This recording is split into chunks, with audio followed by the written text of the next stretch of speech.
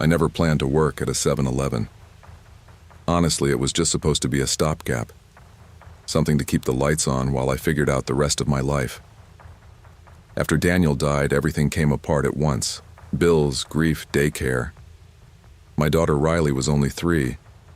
I remember standing in line at the DMV trying to hold it together, knowing I had no backup plan and no one coming to save us. That was 3 years ago.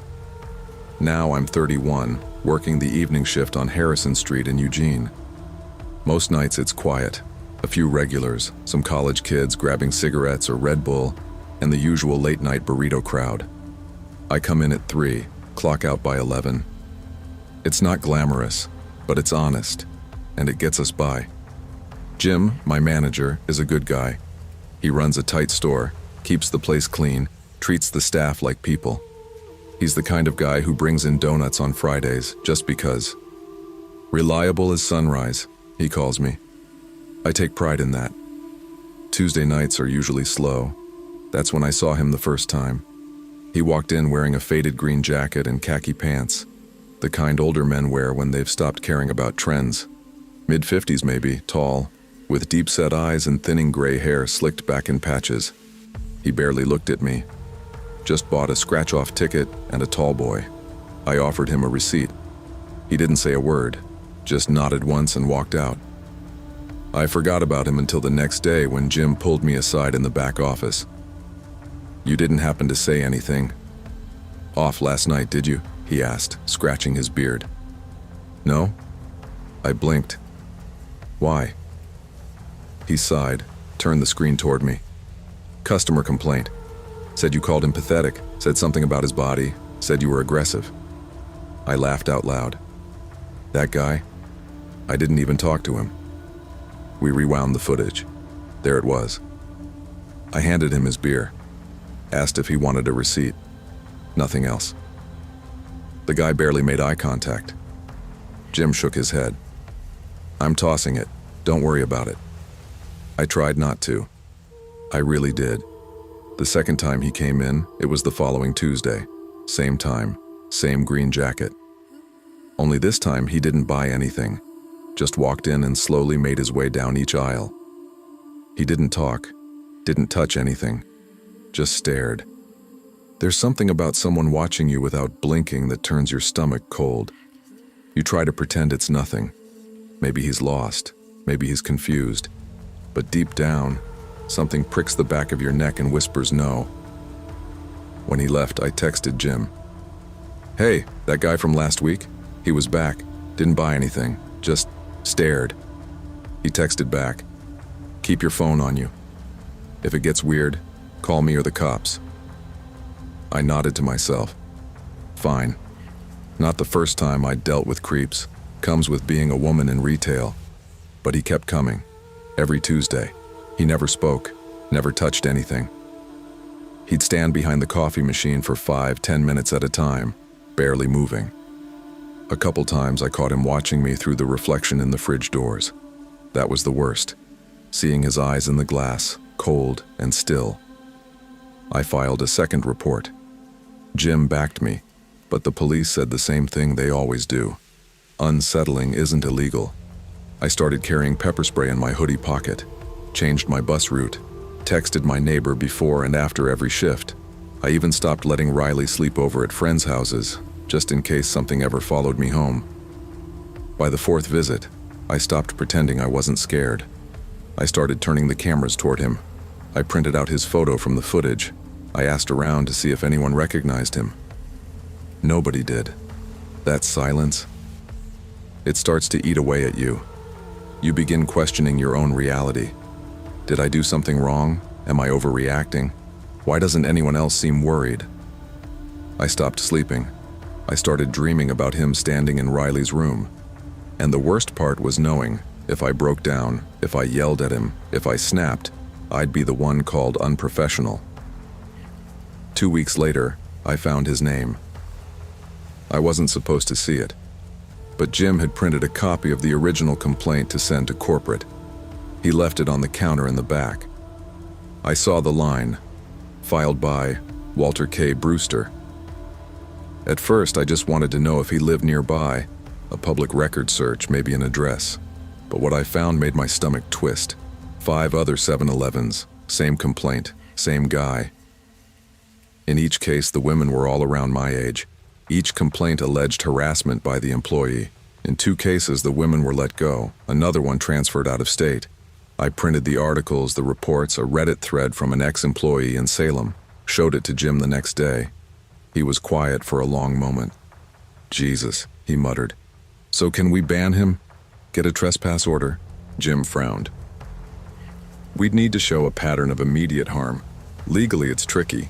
HR will want more than just vibes." I stared at him. "You're saying he has to do something violent before we're allowed to stop him?" "I'm saying my hands are tied." I didn't argue. Not because I agreed, but because I was tired. Exhausted from having to justify why I didn't want a stranger watching me like prey. After that, I stopped waiting for help. I changed my number. Bought an alarm keychain. I taught Riley how to call 911 just in case. I stopped caring about being polite. Let them call me rude. At least I'd still be breathing. 2 months later, I transferred to another store. Different part of town. More foot traffic. Different bus line. A step up in pay, too. It should have felt like a fresh start. But the fear didn't leave. Not really. I still flinched when the door chimed. I scanned every face, especially the tall men with gray hair. I kept the pepper spray clipped to my apron, and I started sleeping with a light on in the hallway, like Riley asked me to. The nights got better, slowly. I made friends at the new store, started walking to work with a coworker. For a while, I thought maybe it was behind me.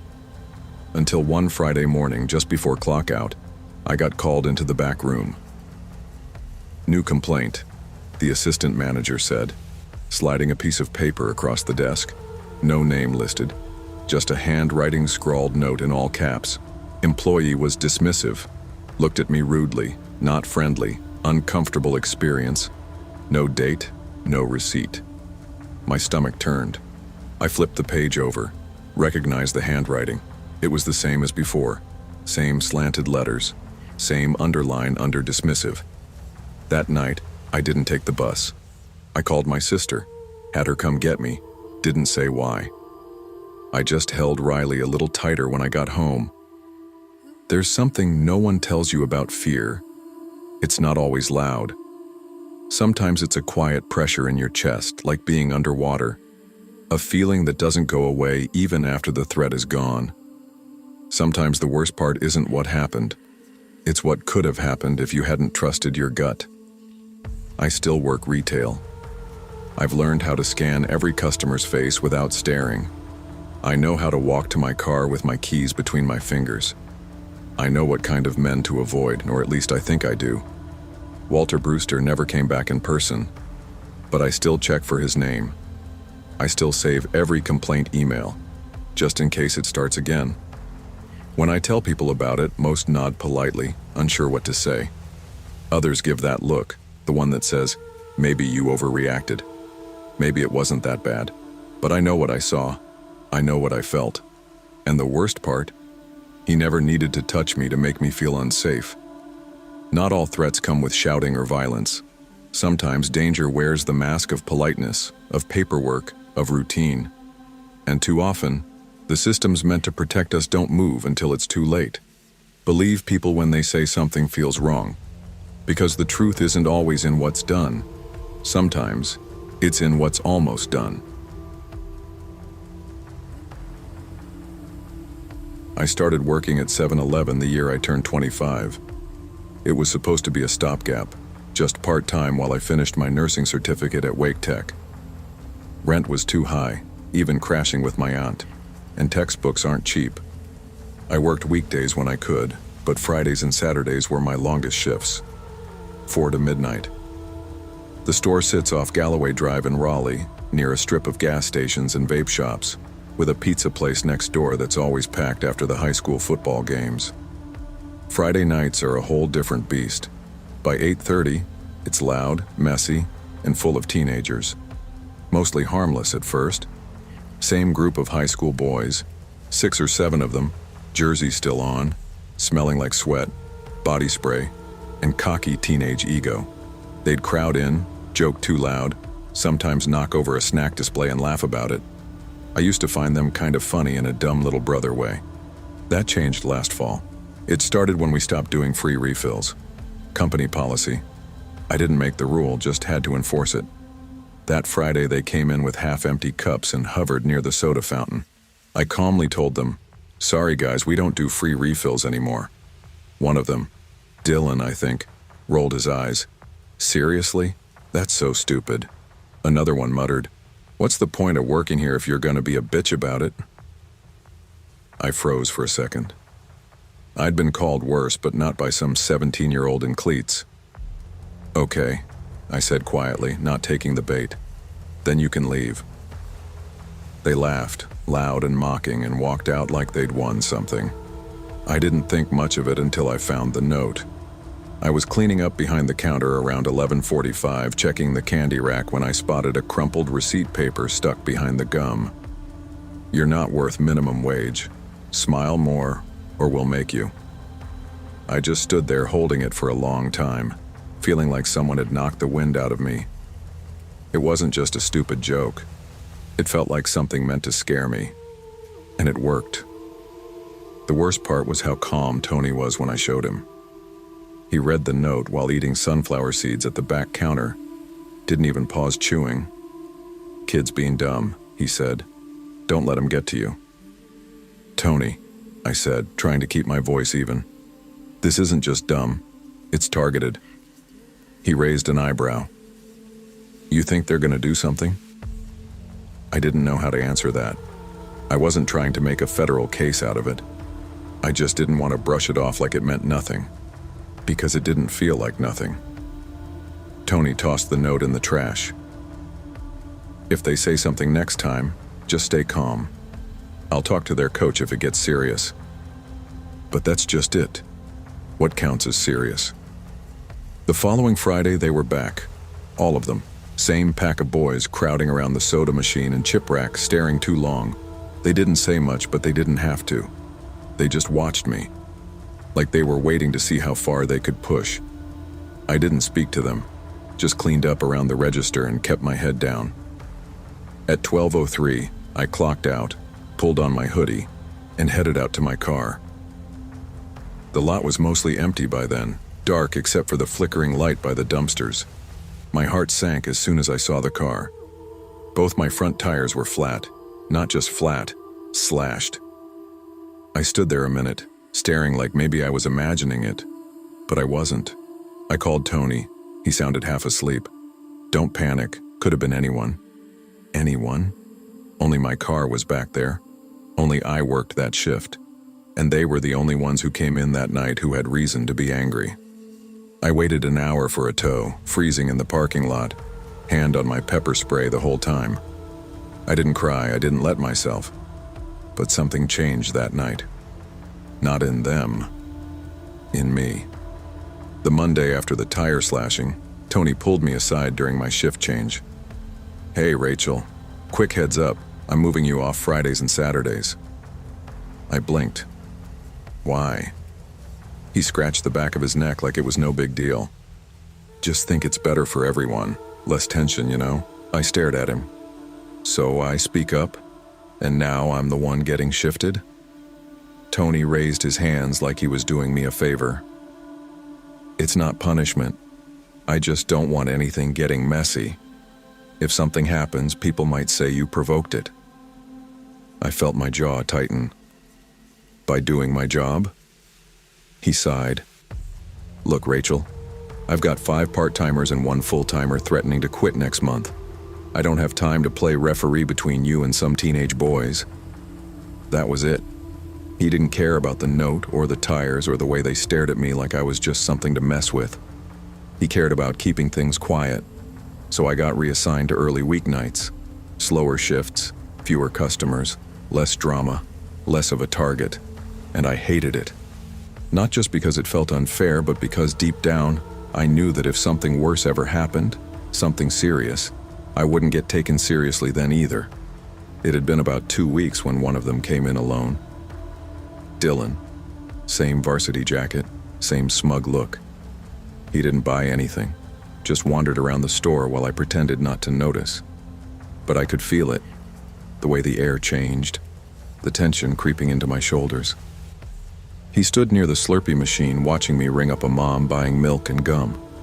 Didn't say a word, just stared, unblinking. When the customer left, I looked up and met his eyes. He smiled, and then, real slow, he mouthed the word, smile. I didn't flinch. I didn't give him the reaction he wanted. I just looked away and started organizing the scratch-off display. My hands were shaking. When I looked up again, he was gone. I didn't even hear the door chime. I didn't quit, not right away, not even after that night. But things changed. I stopped wearing my name tag, parked closer to the building, kept my keys between my fingers when I walked out to my car. I started making copies of my shift logs just in case. I told myself it wasn't fear, just caution. But the truth is, once you've been made to feel small, it's hard to get that feeling out of your skin. What stuck with me wasn't just what they did, it was how easy it was, how easily they got away with it, how quickly my discomfort got labeled as overreaction. They were just kids being dumb. But if that's true, then what kind of men do they grow into? What kind of women do they think they can talk to like that? Intimidate? Laugh about behind a closed door? I don't think about Dylan much anymore. But sometimes, late at night, when I'm alone at the register and someone lingers too long at the coffee machine, I feel it. That same pressure in my chest. That reminder. Not everyone's joke is harmless, and not every threat needs to be loud to be dangerous. When we dismiss harassment as just kids being kids, we teach those kids they're untouchable, and we teach their targets that their fear isn't worth listening to. The little things grow, silence lets them. And if we don't name the harm early, we risk living in a world where bad behavior becomes normal, and normalized behavior becomes abuse. I've always been a creature of routine. Routines are control, they're comfort. After grad school, when the job offers didn't come the way I thought they would, routine became my coping mechanism. Every Sunday was the same. Groceries, gas if needed, and a quick stop at the 7-Eleven on Alpine Street for snacks and cheap coffee. Then back home for what Olivia and I called our Sunday reset, vacuuming, laundry, music on low, and prepping for the week. Olivia and I have lived together for almost 4 years now, first as college roommates, then just life roommates. We knew each other's quirks. She knew I double-checked locks. I knew she left every light on when she was stressed. It worked. Lately, though, something had been off. I kept catching shadows where there weren't people. Had that feeling of being watched, not in the dramatic movie way, but that low-buzz tension you feel walking past a car with someone inside. Olivia teased me about it. "You overthink everything," she said. "It's probably just being cooped up too long." She wasn't wrong. I hadn't left the city in months, wasn't working, freelancing on scraps. My headspace wasn't great, so I tried to laugh it off. That Sunday, it was cool and cloudy. We hit the grocery store around 3:30, then drove to the 7-Eleven like always. The place was mostly empty, which was normal for that time. A man in a puffy red jacket exited as we entered. Olivia went straight for the chips aisle. I lingered near the coolers, scanning the rows of canned cold brew and lemon-flavored sparkling water. That's when I noticed him, tall, pale, standing over by the ice cream freezer. Hoodie pulled low, forest green, baggy. He wasn't looking at anything, just still, facing forward. I glanced, just a flash of a look, and caught his eyes. There was nothing there. Not annoyance, not boredom. Just a cold, blank stare like a waiting room with the lights off. I looked away quickly. I'd learned not to make eye contact with strange men in public. But my gut told me something I didn't want to hear. He wasn't browsing, he was watching. I tried to rationalize it. It's a public place, I told myself. People stand weird sometimes. Maybe he's just zoned out, maybe he's high, maybe I'm projecting. But as I moved toward the end cap near the bottled tea, I noticed something. He shifted too, just enough to remain in my line of sight, ducking half behind the coffee station, not browsing, just lingering. And I felt it again. That low, unblinking pressure. I pulled out my phone and texted Olivia. "Where are you?" She replied immediately. "Grabbing soda. Meet at counter?" I typed back. "Weird guy by coffee. Hoodie. Just FYI." No reply this time. I walked toward the store window, pretending to look out at the parking lot. It was quiet. One car pulling out, a couple with a stroller walking the sidewalk. Nothing alarming.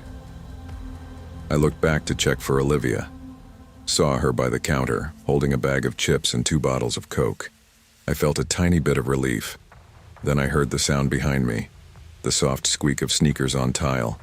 I turned slowly. My stomach flipped. The man in the hoodie was just a few feet behind me. Too close. Way too close. No drink in his hand, no snack. Just standing there with a pack of gum, passing it slowly from one hand to the other like he didn't know what gum was for. I made myself say something, quiet but clear. "Excuse me." He didn't respond, didn't move, didn't blink. I stepped sideways, tried to walk around him. He mirrored me, like we were playing some weird slow-motion dance in a dream I couldn't wake from. Finally, I pushed past him. Not hard, but firmly enough to break whatever spell that was. My heart was pounding like I'd sprinted. I grabbed Olivia by the elbow. "We need to go," I whispered. She caught the look on my face and didn't ask questions. We walked fast, didn't run, straight to the car. I didn't exhale until the engine was on. The drive home was only 7 minutes, but it felt longer. I kept checking the rearview mirror like a movie idiot, half expecting some dusty sedan to appear behind us with the same green hoodie behind the wheel. Nothing followed. "Okay," Olivia said finally, voice low. "That was him, right? Hoodie guy?" I nodded, still gripping the steering wheel too tightly. "I saw him in the snack aisle earlier," she said. I thought I was imagining it. He just stood there, looking at the Cheetos. I walked around him and he didn't move. Didn't even pretend to shop. Neither of us said anything for a moment. It felt like we were trying to convince ourselves it wasn't what it was. "He didn't say anything?" she asked. Number just stared. Jesus. We pulled into our apartment complex. I parked, didn't get out right away. I checked my phone again out of reflex. Just the usual texts from family, an email about a job I wasn't going to get, then a notification, message request, unknown number. I frowned and opened it. One image. It took a second to register. It was me, standing in 7-Eleven, in front of the cooler, hair down, one arm holding a drink, looking slightly to the left, taken from behind, taken by someone close. I didn't say anything at first, just handed the phone to Olivia. Her mouth dropped open. "This is from today. That's the green hoodie, Kayla. He took this." I nodded, heart in my throat. The image had no caption. Just that snapshot, frozen proof of something we could no longer write off as weird. We reported it the next morning. The officer at the front desk at the station was polite but seemed tired. She jotted down the number that sent the photo and the store address. "He didn't touch you? Or follow you home?" Number just stood too close. Took a photo. And stared. She typed for a while, then said, "We can request the store footage. Might take a few days. Can you forward the photo and the message?" We did. Later that week, we got a brief call back. The number that texted me was linked to a prepaid burner phone bought in cash. The security footage showed him entering around 4:10 p.m., standing by the freezer, then wandering, not buying, no talking. 32 minutes in the store. Left seconds after we did. He didn't return after that, far as we know. But the damage was done. I changed my phone number, set my social media to private. I haven't stepped foot in that 7-Eleven since. I take different routes to every errand now.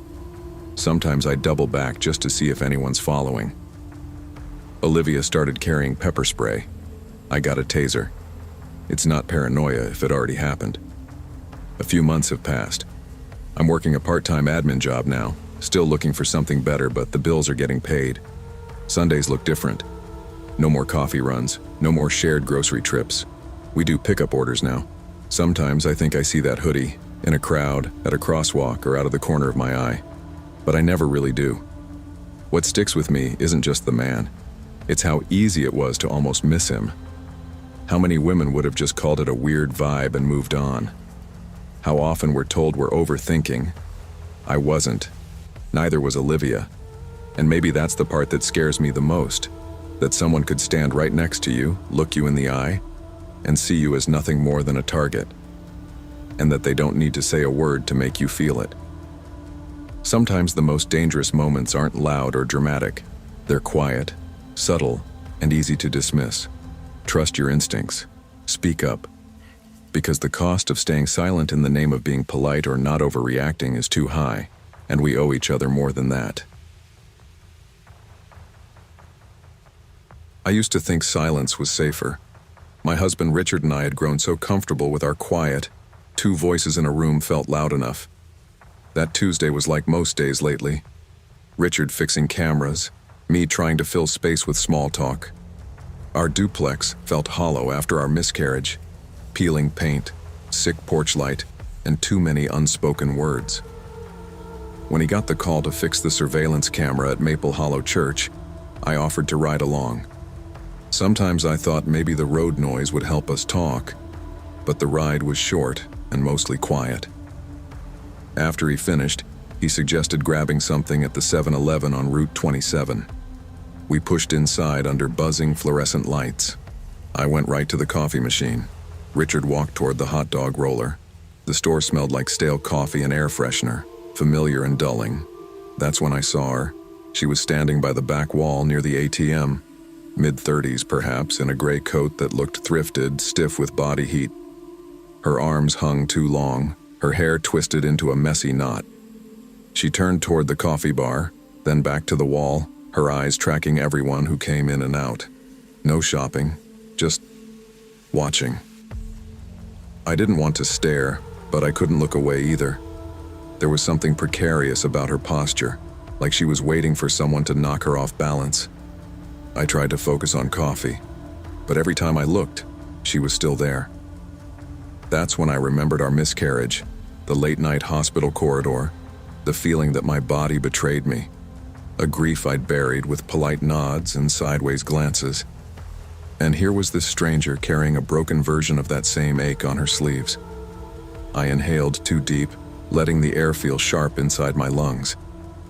Maybe I should have stayed with Richard, but instead I walked toward her.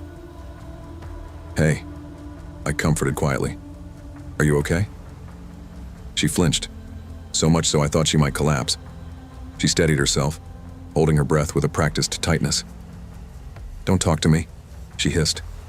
And then, softer, panicked. "He's here." He. But she didn't look at anyone. Just her eyes darted around the store like she expected someone to appear out of thin air. I didn't know what to do. So I stood there, shifting my weight, pretending to read labels on the freezer door, and hoped she, whoever she was, didn't ask for help again. Moments later, we were at checkout. Coffee and that coleslaw-looking burrito I kind of regretted. She was still there, at the edge of the aisles, but I couldn't keep watching her. Richard paid, and we turned. That's when she screamed. It was sudden, a raw, wailing sound that trembled through us both, like someone ripped a piece of flesh inside her chest. She stood there, her knees trembling, hands reaching for air, eyes locked on nothing. The soda aisle didn't matter anymore, neither did the hot dogs. My heart stopped. Richard gasped, took a step forward toward her. He pressed a hand against her arm as if to steady her, say, "I'm here." She slapped his hand away like it burnt and screamed, "Don't touch me." She fell back a step, eyes wild. "You fixed the camera," she whispered. Not wanting to, struggling to get words out. "They're watching me. They know where I am." Then she turned and bolted, The double doors shook with her impact. We froze. Richard and I looked at each other, the scream still echoing in our ears. The cashier, still pale, grabbed the phone. 911, she muttered. Richard leaned in. Are you okay? But there was only silence. No beep of a phone alert, no footsteps, just emptiness. We hung back by the counter. I whispered, You think she has a car? Does she need help? He didn't answer. He just kept staring at the door she disappeared through. We didn't wait for 911. We walked out slowly, buying distance against the buzz of grocery lights that suddenly felt harsh and meaningless. Outside, the parking lot was empty, no footprints, no tracks. Richard flipped over the burrito wrapper, then dropped it in the trash can. I watched him handling that paper, so small and disposable. We got in the car without words and drove home under gathering autumn dusk. 2 days later, there was a knock at our door at 9 a.m. That's unusual for any kind of visitor, especially the FBI. Richard and I answered together. The agent introduced herself, soft voice but sharp eyes, and said they were investigating the disturbance. They showed us ID and said the woman was Evelyn Harper, found behind the dumpster near our 7-Eleven. Barefoot, shocked, didn't know her own name at first. They said she had given birth in a motel room weeks before. The baby didn't make it. Partner's violent record. She'd been on the run, trying to stay ahead of him. And your husband? The agent looked at Richard. Technical work at the church led us to you. You installed or repaired a camera? Richard nodded. Yes. You were likely the last ones she saw before police took her in. My chest tightened and my throat closed. I looked at him, saw the question in his eyes. We'd been just there, in her doorway, and it shattered something small, fragile. In the weeks after, the guilt settled between us. Not like grief, someone died, but like rain after a long drought. Richard started working sunrise projects, wiping sweat off his neck at 6 a.m. Evenings were spent pacing the porch, not talking, sipping mug coffee. I softened stories of Evelyn into whispers, hung her memory like a curtain between us and normal life. We cried sometimes, but at odd times, not together. On opposite sides of the bed, caught between wanting to hold each other and not knowing how to bridge the distance again. I tried to imagine how she'd survived, where she slept, who she met. Every stage thought nagged at me. What if I'd knelt beside her, offered to call someone? In hindsight, they'd say I needed to ask permission first. But that doesn't make me feel less guilty. Our house stayed silent. But it was different now, not tense, just aware. We didn't treat each other like strangers. We treated the world like one. Friends asked how we were. I said fine. I half believed it. Then one night, Richard said quietly, I saw her eyes, Abby. I couldn't look at him. Me too. We sat together for a long time after that, shifting uncomfortably on the couch. Months have passed. The gray coat is still out there in my mind. I drove past the store last week, blinked, wished I'd never done that. We picked up new coffee mugs, small ones, softer colors. We don't talk about the miscarriage much now, it's time. But Evelyn's story stays with us. We bought winter boots and left a pair near the front door just in case. I sent flowers to a women's shelter. Richard dropped off groceries to a neighbor learning English. Tiny gestures, almost invisible. Because sometimes what people need isn't help on cue. It's the offer, quiet, simple, trusting, that shows you saw them. Every so often I pause in front of the freezer door when I buy something random. I say a little prayer for whoever needs it. That's what you can do, even if someone refuses it. Helping is more than doing. It's seeing someone break and choosing to stand there anyway.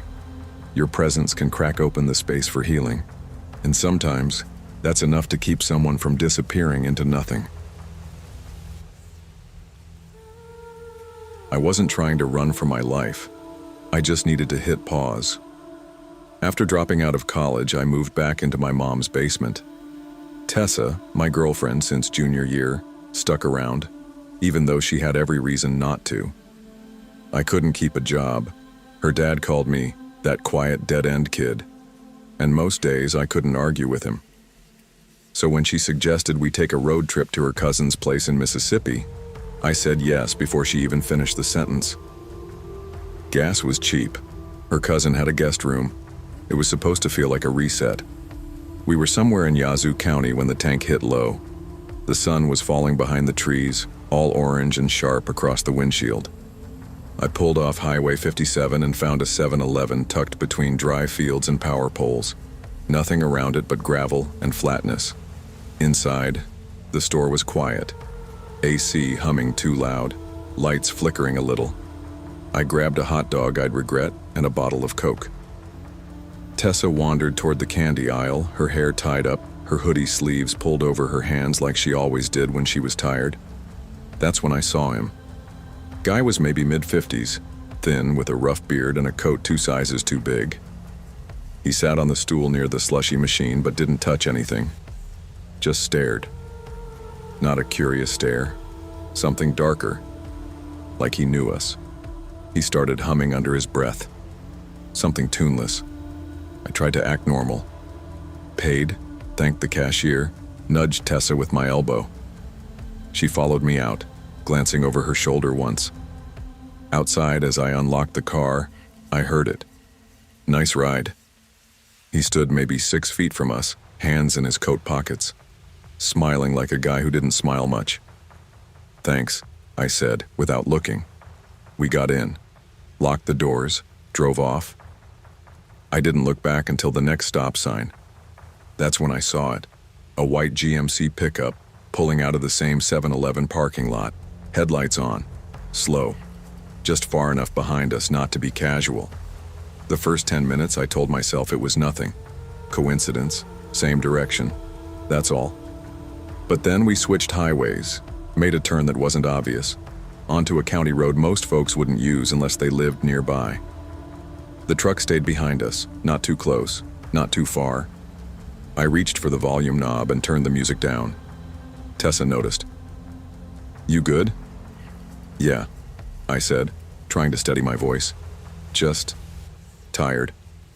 She looked back. That truck's still behind us. I nodded once, tried to keep my grip loose on the wheel. Inside, my brain was spinning through every bad story I'd ever heard about roadside assaults, missing persons, people who vanished between exits. I sped up a little. The truck sped too. I slowed to let him pass.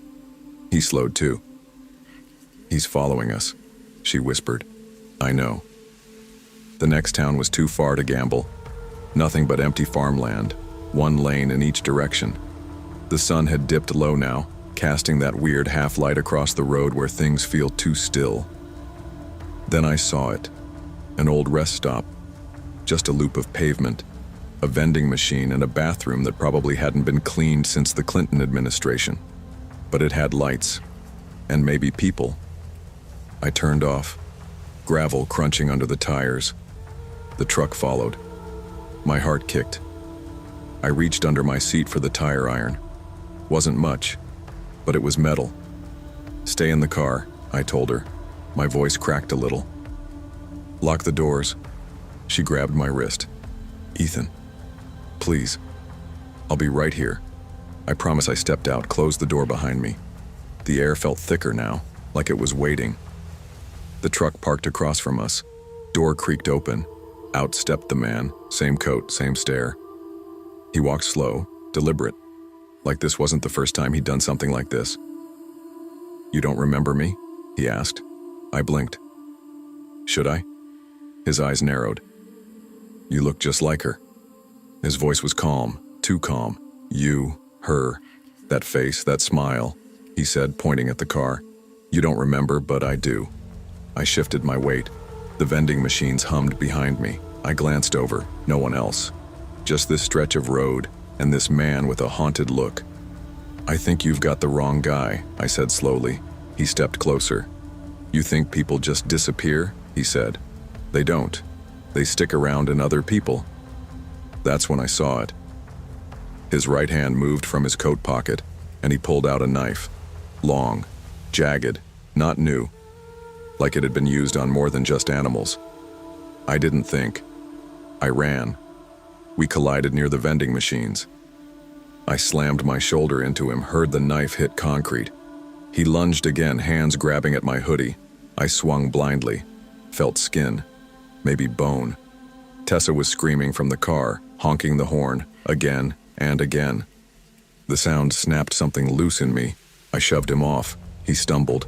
I heard another sound, boots on gravel. Then someone else was there. A guy, big, bald, wearing a trucker's vest and carrying a metal thermos. He tackled the man in the coat, held him down like it was a routine. "You all right?" he yelled to me. I couldn't answer. Police came 20 minutes later. I only half remember giving my statement. They cuffed the man. He never fought back. Just smiled at me, almost proud. They pulled stuff from his truck, maps, junk, and photos. Lots of them. Back at the station, they asked us to stay. They spread the photos across a table. Most were grainy, old Polaroids, some newer. One was of me and Tessa, taken earlier that night. We were at the 7-Eleven, her holding a candy bar, me with the hot dog. The photo was from across the parking lot. Another showed a couple. Same posture, same expressions. Only the photo was dated 1994. "That's not us," I said. "But it could be," Tessa whispered. The man's name was Rory Trent, a drifter, wanted for stalking in 3 states, assault in another. He'd been in and out of psychiatric holds for decades. One officer said he lost his fiancée in a car accident back in the 90s. They never found the driver. Some thought Rory never let it go. Others said he'd been looking for her and strangers ever since. I didn't sleep that night, or the night after.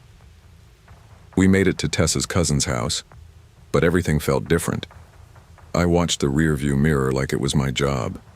I stopped at different gas stations, changed routes even when it added hours. Every time we slowed for lights, I felt that white truck just behind us, even when it wasn't. Tessa tried to talk about it once.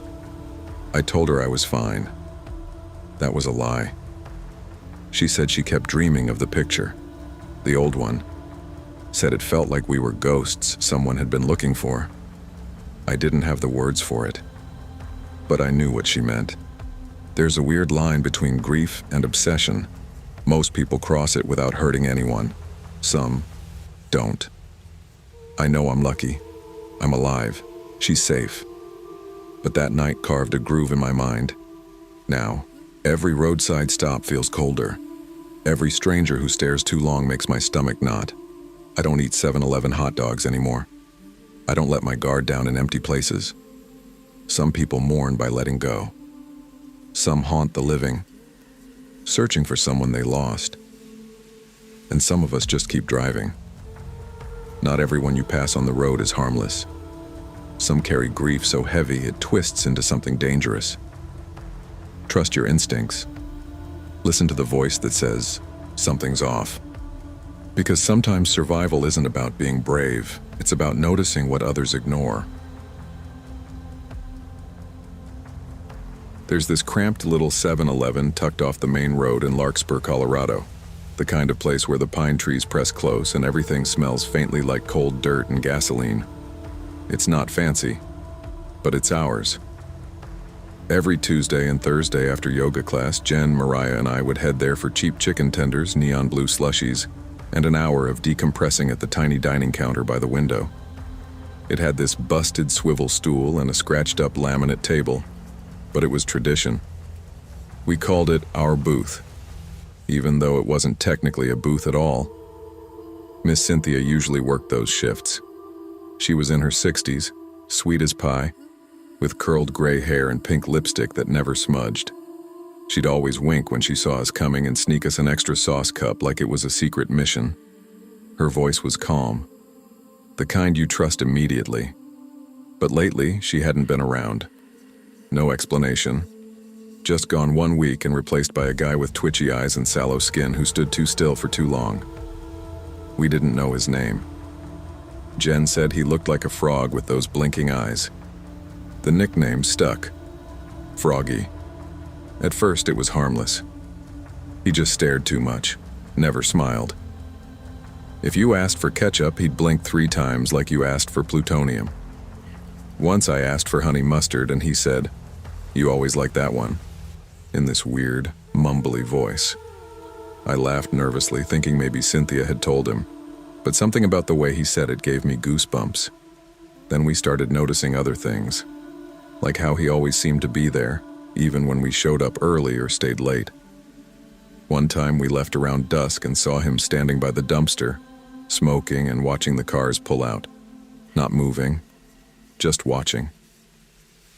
"Maybe he's just lonely," Mariah said. "Maybe he's a murderer," Jen replied. We all laughed, but my stomach didn't.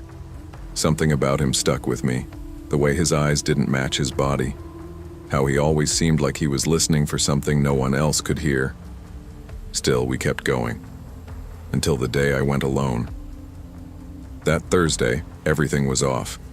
Jen had volleyball practice. Mariah was babysitting her little cousins. I should have just gone straight home, but the routine had this pull, the warm smell of fried food, the sugar rush, the silence between bites. So I went alone. It was 4:45 p.m. when I walked in. The parking lot was half empty, cold wind pushing through the trees. The inside was quiet. Froggy stood behind the hot food counter, blinking like he always did. His apron looked crusted with something that might have been old sauce or something else. No one else was in the store. I gave him a small nod. "Hey, can I get chicken tenders and curly fries?" He nodded, too fast, then vanished into the back kitchen. I grabbed a water bottle and waited at the counter. The usual warm buzz in the store felt wrong, too quiet. The humming of the fridge units, the tick of the clock, and nothing else. 5 minutes passed, then 10. I glanced at the swinging kitchen door, still closed. Finally, he emerged, smiling in this stretched, twitchy way. "Sorry for the wait," he said. "Had to make it special." He handed me the food in a basket. I took it, muttered thanks, and walked to our booth. I opened the lid. Something was off. The chicken tenders looked pale. One of them had a strange gray smear on the side. I poked it with a fork and watched the breading crumble. Underneath was something mushy, not the right color for meat. My stomach clenched. I looked toward the kitchen. The door was still swinging slightly, and behind it I heard something dragging, like a heavy bag being pulled across tile. I froze. My heart started beating so loud I couldn't hear anything else. Then he called from behind the counter in voice soft and wrong. "It's fresh today. I made it just for you." I stood so fast I knocked over my drink. It spilled onto the table, soaking napkins and my phone case. I didn't stop to clean it. I didn't even respond. I just grabbed my keys and ran. I pushed through the front door with enough force to slam it open. Cold mountain air hit my face like a slap. My hand was shaking as I unlocked the car. I barely managed to shove the keys in straight. Behind me, I heard the 7-Eleven door creak again, then his voice. "Don't forget your sauce." I didn't turn around. I got in, locked the doors, peeled out of the parking lot so fast my tires kicked up gravel. I didn't stop until I hit the gas station 2 towns over, parked next to a semi-truck and sat there breathing like I'd just outrun something with teeth. I didn't eat the food, didn't touch it. I threw the whole basket out, still sealed, into the dumpster. That night, I barely slept. Every sound outside felt like him, waiting. Every creak in the house made my body jolt. My mom asked if I was okay. I said I was tired. The next day, I found Miss Cynthia's number from an old school fundraiser list. I called. She answered on the second ring. "Hello? Miss Cynthia? It's Isabel, from the 7-Eleven. You haven't been there in a while." There was a pause. Then she said real low, "I quit, honey. A week ago." My stomach dropped. "Why?" She hesitated. "They hired someone, a man. I had concerns, raised them, but management didn't care, said it wasn't serious enough." "Froggy," I whispered. "You noticed it too," she said. I told her what happened. She went silent. "You need to tell someone," she finally said. He's not supposed to be near people, not anymore. I hung up and dialed the police. The police came later that day. I gave my statement. They took it seriously, which surprised me. Maybe it was how shaken I looked. Maybe it was how I described the food or the dragging sound. 2 days later, a detective called me. They'd searched the store and reviewed internal reports. Turns out Froggy's real name was Kevin Dobner. He'd been fired from at least 2 other 7-Eleven stores for similar complaints: inappropriate comments, unclean handling of food, and one report of a stalker-like fixation on a teenage customer in Castle Rock. But what they found in Larkspur was worse. In the back room, tucked under the prep sink, was a spiral notebook. Inside were customer descriptions, handwritten, detailed, names, receipts, dates. Next to mine, Isabel, blonde, comes with friends, eats alone sometimes, likes honey mustard, Thursdays better than Tuesdays. They also found expired food relabeled with fake stickers, dipping sauces long past safe dates, meat stored in the wrong fridge, possibly contaminated. They shut the place down for health violations. Froggy Kevin was picked up at a gas station miles away. No confrontation, just blinking like he always did. They said he didn't deny anything, just smiled. After that, I couldn't even look at a convenience store the same way. It wasn't just the food, or Froggy. It was the realization that some people don't just pass through your life. They wait for cracks, for moments when you're alone, when routine dulls your guard. Jen and Mariah were horrified. We deleted all our photos at the 7-Eleven, stopped going anywhere near it. Sometimes I dream about that dragging sound behind the kitchen door. I wake up with the smell of fryer grease in my nose. The food was never the point. It was the watching, the waiting, and the fact that if I hadn't trusted that gut feeling, if I'd just taken one bite, I might have become a story someone else told later. Pay attention to what feels wrong, even when others laugh it off. Not all danger is loud or obvious. Sometimes it's a quiet stare, a late-night shift, or a routine that lulls you into feeling safe. Trust your instincts. They might save your life.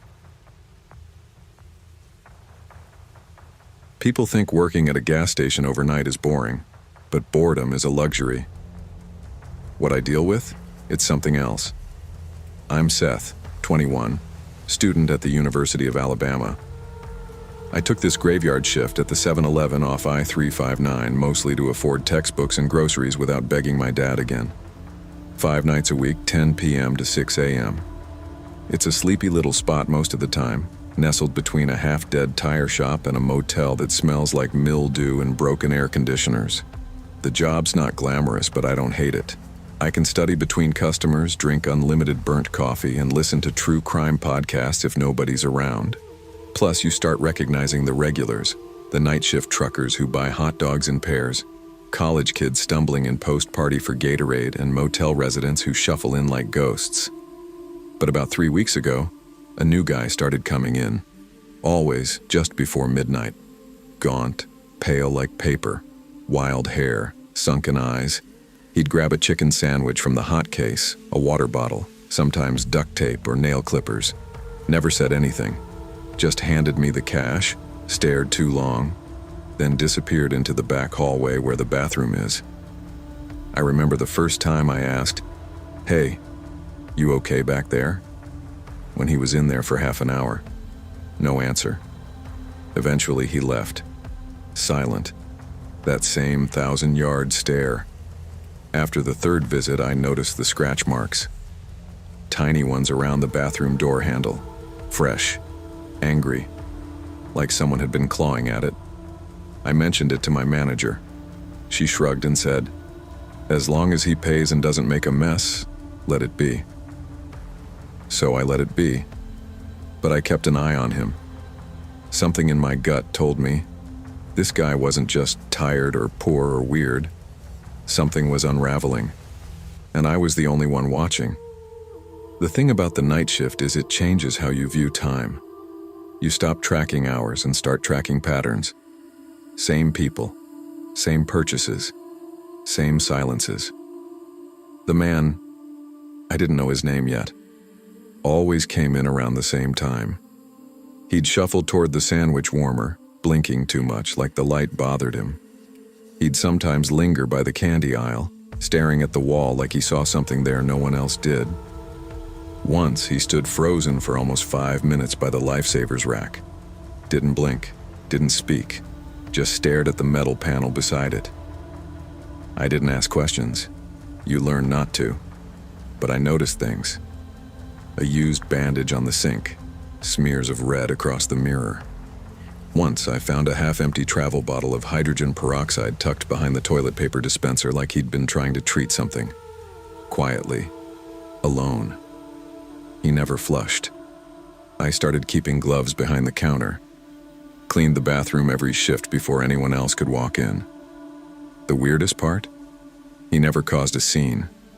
Never raised his voice. Never stole. Never made demands. But every time he left, the hallway air felt colder, like he'd taken something with him, or maybe left something behind. My manager, Krista, still didn't care. "He's not hurting anybody," she said. "Might be homeless. You know how that goes." Yeah, I did. Still, I couldn't shake the feeling he was falling apart right in front of us, and we were all just pretending not to see it. It was a Wednesday night when everything cracked open. My stomach had been turning all evening, something I ate, probably.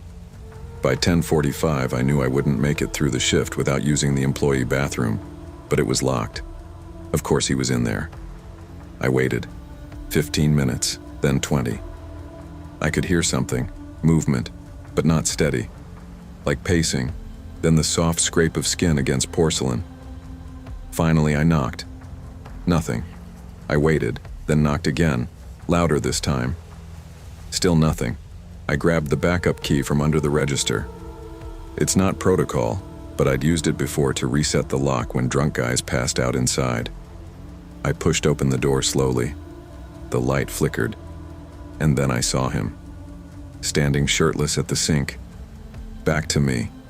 Covered in scratches, raw, bleeding, uneven, some fresh, some scabbed. He was whispering to the mirror. "They're inside me. I can feel them. They won't stop moving." I couldn't move. Couldn't speak. He turned. His eyes locked on mine, hollow but oddly calm. "I just need help getting them out," he said. "Do you have tweezers?" That was all it took. I backed out, slammed the door, locked it from the outside, and sprinted to the front. My hands shook dialing 911. I told dispatch everything. My voice barely held together. I didn't breathe right until I saw the red and blue lights through the window. They arrived fast. 2 local cops and 1 older paramedic. I handed over the key and stood back while they approached the bathroom. They opened the door and called his name, though none of us knew what it was yet.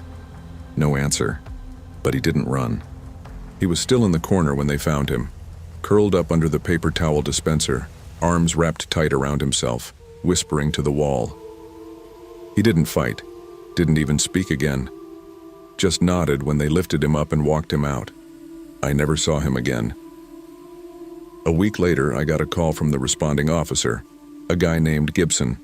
Told me the man's name was Travis Dean, 43, off his meds, diagnosed paranoid schizophrenia. His brother had kicked him out of their place 3 months earlier. He'd been sleeping behind the tire shop next door, eating 1 meal a day. From us. Gibson said Travis thought his body was being controlled, that bugs or forces were under his skin. The scratches were self-inflicted. He wasn't trying to hurt anyone. He was trying to survive something only he could see. I didn't know what to say, so I just said, "Thanks," and hung up. I still worked there. Not for the money anymore. Well, not just that.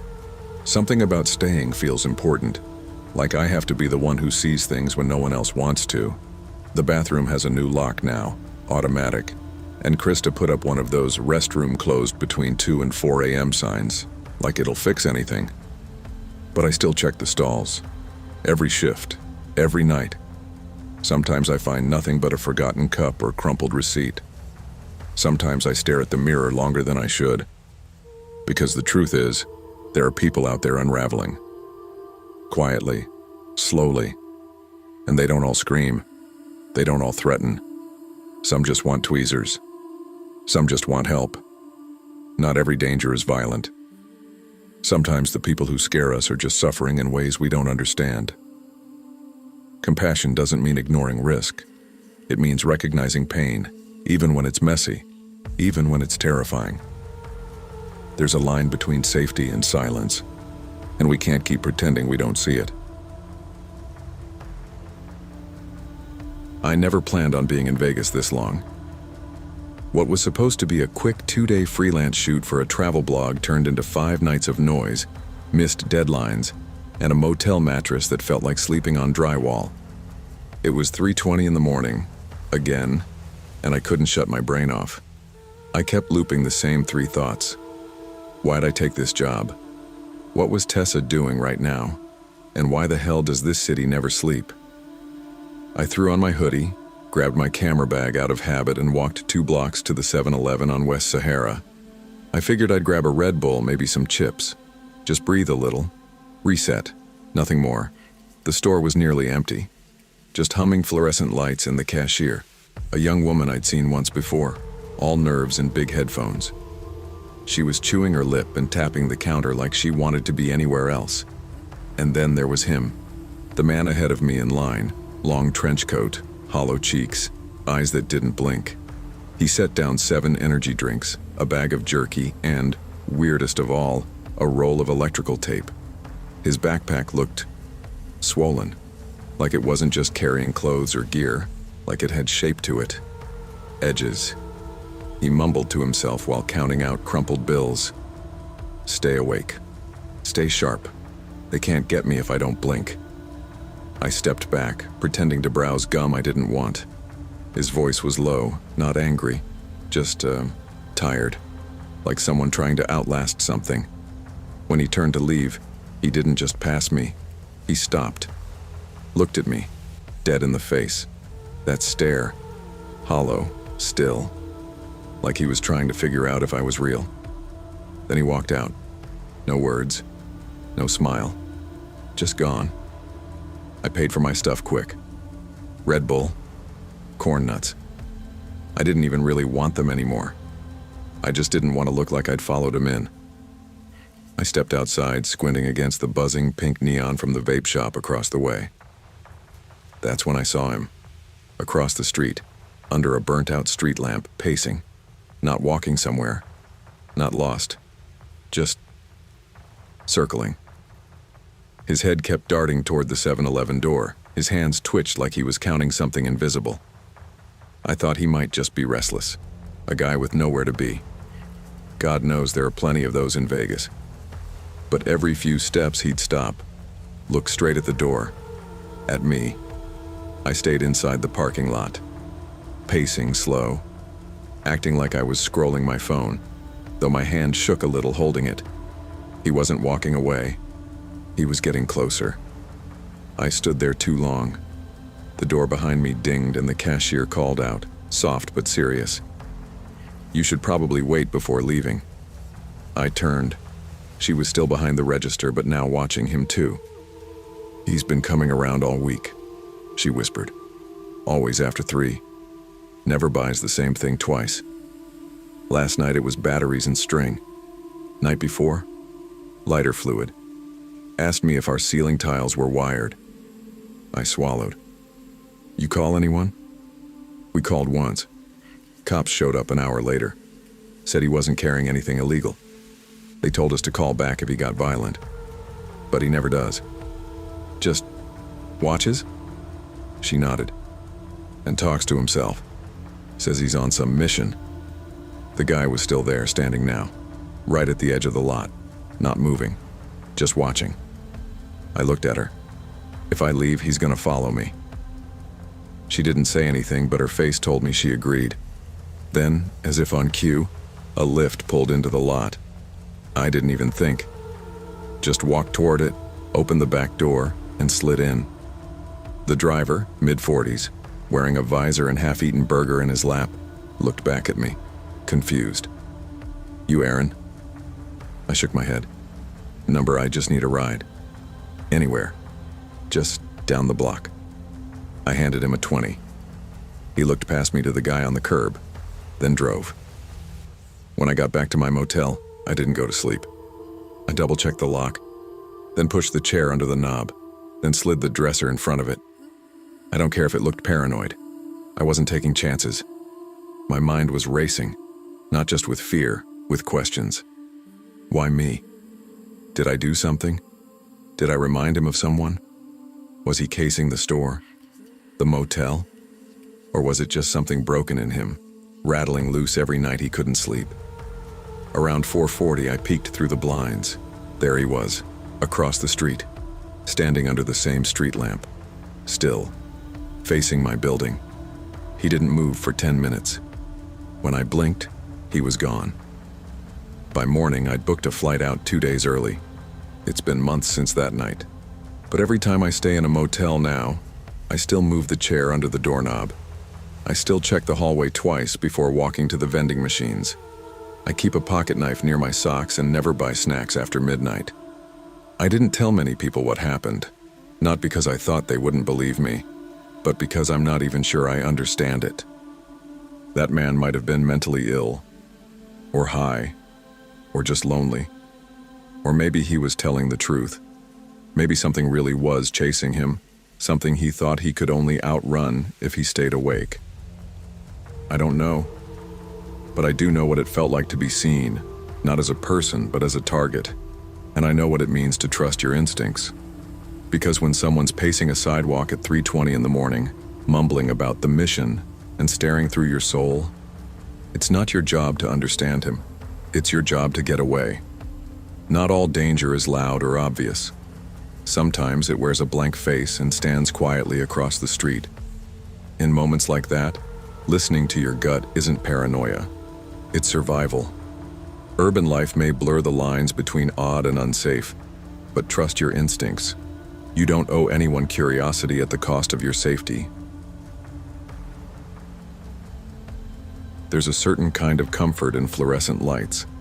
I know that sounds weird, but when you've been in a city as loud and sprawling as LA for just a few months, you start craving any place that feels steady. For me, that was the 7-Eleven on Sunset, just past Normandy, tucked between a rundown liquor store and a sushi place that never seemed open. I'm Riley. I moved here from Colorado last August to study film scoring at LACM. Night rehearsals are part of the deal, so stopping by that store for dinner, a cup of pineapple chunks, a microwaved mac and cheese, some overpriced green juice, became routine. The staff didn't know my name, but they knew my face. I'd give a little nod, grab my things, and walk the 6 blocks home, earbuds in, keys ready. No drama, no noise. But that night, everything felt off. The moment I pushed through the sliding doors, the smell hit me, thick, acidic, moldy, like someone had poured bleach into a wet sock. At first I thought it was spoiled milk, maybe broken freezer units. It happens. But it clung to the air, sour and sticky. It made me want to breathe through my sleeve. I wasn't the only one who noticed. 2 teenagers in school uniforms were giggling near the slushy machine, nudging each other and whispering. One of them smirked and said, "He's back again." I didn't know what that meant at the time. I was halfway down the snack aisle when the smell thickened, like it had settled into the floor tiles. That's when I saw him. Back near the ice cream freezer, crouched beside the sandwich display, was a man. Mid-50s, maybe older. His hair was matted in clumps, his coat was torn wide at the shoulders, and his shoes, if you could call them that, looked duct-taped together. He wasn't shopping, he was sorting. Pulling sandwiches from the wire rack, unwrapping each one, sniffing them close to his face, then tossing them to the ground if they didn't meet some invisible standard. One landed open, mayo side down. Another he pressed between both palms and whispered something to. I couldn't hear it all, just fragments. Not this one, not poisoned.